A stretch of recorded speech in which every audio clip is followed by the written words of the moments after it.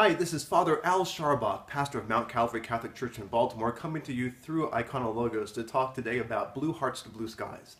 Adversity, discouragement, these things come to all of us and they can set us back, but they can also propel us forward. This is what all the saints learned, and I think in particular of St. John of the Cross, who had his dark night of the soul.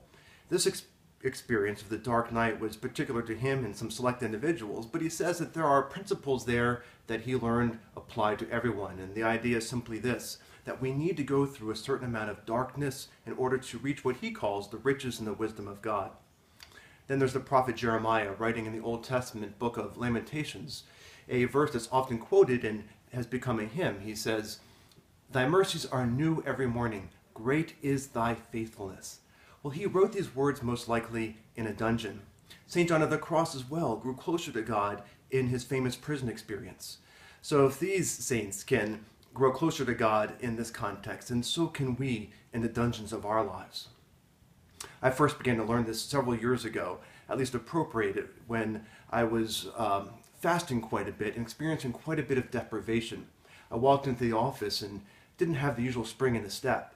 My pastor, who was my boss at the time, noticed this, and so he asked me what was going on, and I told him that, well, I was going through a hard time on top of this, and so I didn't realize it at the time, but I was going through also what you might call a seasonal affective disorder. So my serotonin was going into hibernation.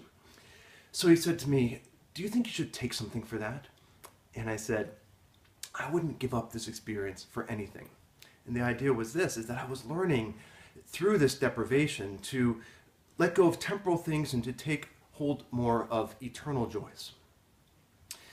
It's like the principle behind most martial arts. You use the momentum of your attacker to your own advantage. And so we can use difficult circumstances, these blue hearts, for our own advantage in spiritual growth.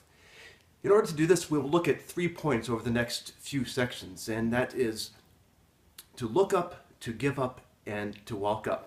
It's a biblical principle that we see throughout all of Scripture, and we'll look especially at the writings of St. Paul. I can't wait especially to get to the last one because it's the most encouraging one.